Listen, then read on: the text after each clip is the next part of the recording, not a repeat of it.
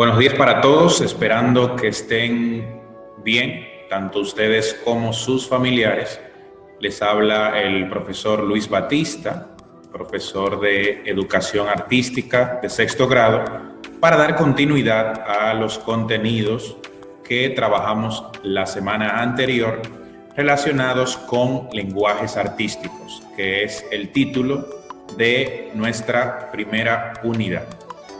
Ya saben ustedes que la clase anterior estuvimos trabajando con la primera parte de esta unidad número 1 relacionada con los lenguajes presentes en formas artísticas y artesanales, espacios, soportes, colores, texturas, tiempo y dimensiones.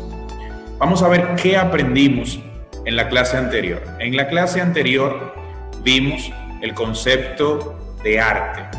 Definíamos lo que es el arte, palabras más, palabras menos, diciendo que, aunque existen tantísimas definiciones, el arte no es otra cosa que formas de expresión que tenemos los seres humanos, y precisamente aclarábamos y puntualizábamos el hecho de que la condición de poder hacer obras de arte, crear obras bellas, es una facultad exclusivamente humana.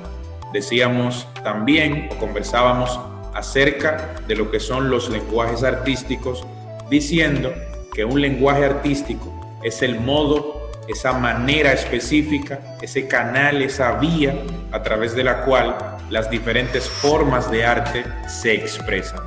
Porque si decimos que el arte son formas de expresión que tenemos los seres humanos, entonces un lenguaje artístico viene a ser esa manera específica en la cual las diferentes formas de arte que existen se expresan, se manifiestan.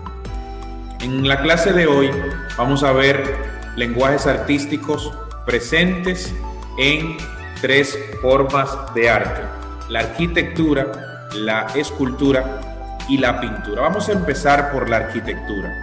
Ustedes saben que la arquitectura es el arte que se dedica, que es ciencia y que es arte al mismo tiempo, que se dedica a la elaboración o la preparación de edificios, de edificaciones, de espacios, ¿no?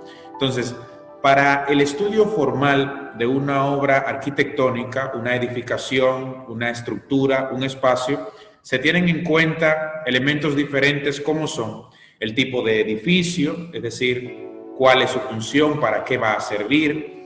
Se tienen además en cuenta las proporciones, si la estructura está dispuesta de manera vertical, de arriba hacia abajo, o si está, de lo contrario, dispuesta de manera horizontal. Se tienen además en cuenta la estructura, el tipo de arquitectura, la planta del edificio, las partes que integran dicha estructura y el estilo y el orden en el que están dispuestos los diferentes elementos en esa estructura arquitectónica. Y, no menos importante también, la decoración, tanto exterior como interior, la técnica, los motivos y los fines para los cuales se ha decorado de una u otra manera dicha estructura. Vamos a ver también los lenguajes artísticos presentes en la escultura.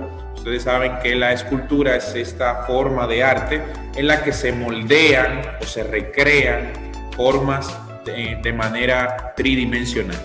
Para el estudio formal de una escultura, se han de tener en cuenta también diferentes elementos como el tipo de escultura, si es de bulto redondo, si es relieve, alto, bajo relieve, si es un grabado, etc. Se ha de tener en cuenta también la técnica, si fue un modelado, si fue un vaciado, si fue tallado, etc. Se tiene en cuenta también el tipo de material, si se utilizó piedra, se utilizó madera o se utilizó metal. Se tiene en cuenta también el motivo o la intención de la escultura, las características de la representación. Se tiene en cuenta también la técnica del acabado, si fue pulida, etc. Se tiene en cuenta también si es una escultura realista, idealista, naturalista, esquemática, retrato, etcétera, etcétera. Se tiene en cuenta también dentro de los lenguajes artísticos en la escultura, si es una obra que presenta estatismo o presenta dinamismo, o sea, recrea movimientos. Se tienen en cuenta la composición, los planos, la profundidad, la perspectiva, entre otros, así como también la expresión de esta escultura. Por otro lado, los lenguajes artísticos presentes en la pintura constan de los siguientes elementos. Se tiene en cuenta la técnica, si fue al fresco, si fue pintura de óleo, acuarela, etc. Se tiene también en cuenta el soporte. Cuando hablamos del soporte, nos referimos en pintura a sobre qué se plasma la obra pictórica, si es un muro o una pared, si es sobre madera, si es sobre lienzo, si es sobre papel. Se tiene también en cuenta el motivo o la temática, las características de la representación. Se tienen en cuenta también lo mismo, el estatismo, el dinamismo, si la obra recrea movimiento o no lo hace, si la expresión es realista, si es idealizada, si es dramática. Se tienen también en cuenta los elementos de la composición. Esto se refiere a cómo están dispuestos los elementos dentro de la pintura. Se tienen en cuenta también los planos, la profundidad, la perspectiva. Se tiene en cuenta la luz también, el ángulo de la luz, los contrastes, claroscuro, etc. Y naturalmente los colores dominantes, los contrastes, los colores no tan dominantes, etcétera, etcétera. De manera que hasta aquí, en esta primera parte, hemos visto lenguajes presentes en formas de arte como la arquitectura, la escultura y la pintura. Vamos a ver a continuación, o a repasar más bien, la diferencia entre artes visuales y artes aplicadas. En sentido general, las artes se agrupan dentro de dos grandes bloques o conjuntos, que son, por un lado, las artes visuales y por otro lado, las artes aplicadas. Vamos a ver en la clase de hoy la diferencia entre unas y otras con algunos ejemplos. Las artes visuales son aquellas formas de arte que tienen como fin la creación de obras bellas, es decir, que tienen una función exclusivamente estética. Dentro de las artes visuales interesa que la producción, la obra artística, sea fundamentalmente bella desde el punto de vista estético.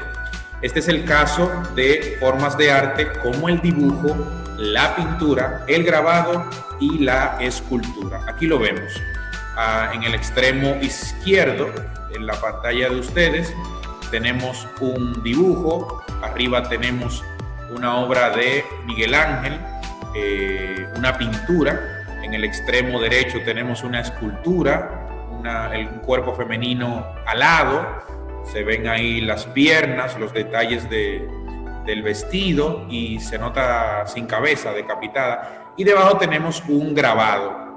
Un grabado es una forma de arte muy similar al dibujo, pero que se apoya en líneas muy marcadas para dar esa sensación de relieve, de profundidad en la obra. De manera que estos ejemplos, el dibujo, la pintura, la escultura y el grabado, son formas de artes visuales porque su intención es exclusivamente estética. Interesa que la obra sea bella. Vamos a ver ahora lo que son las artes aplicadas.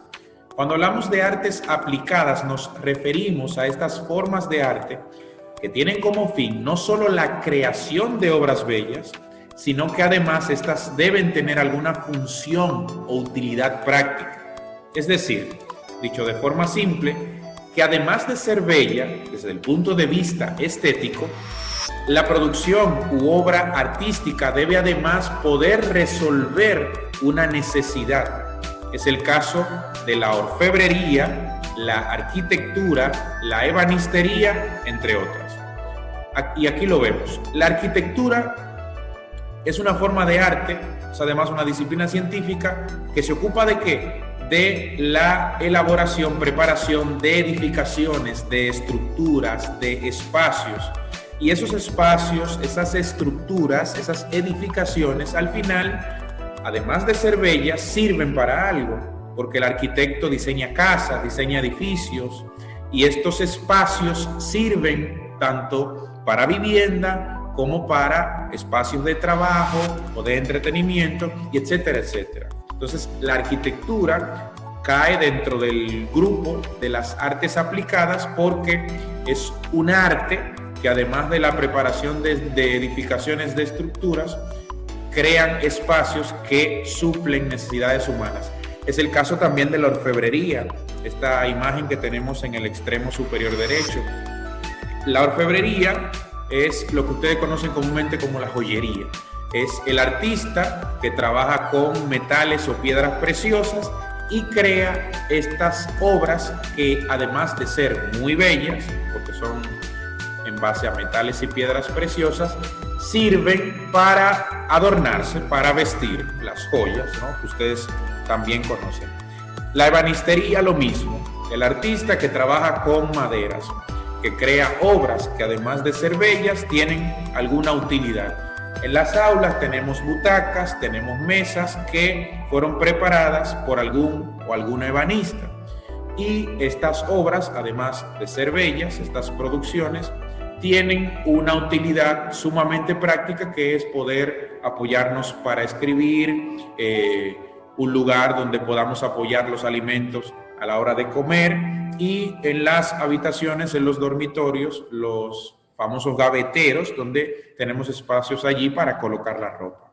De manera que, como hemos dicho, las artes aplicadas, a diferencia de las artes visuales, son estas formas de arte que, además de producir obras bellas desde el punto de vista estético, sirven además para algo, tienen que poder resolver alguna necesidad humana.